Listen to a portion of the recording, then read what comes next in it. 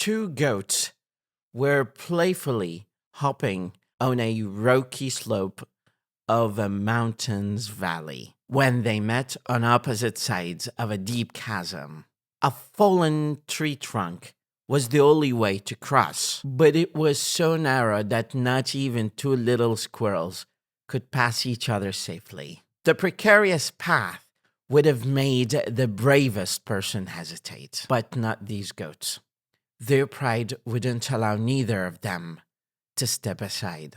One goat set her step on the log, and the other did the same. They met in the middle, horn to horn, and neither would back down.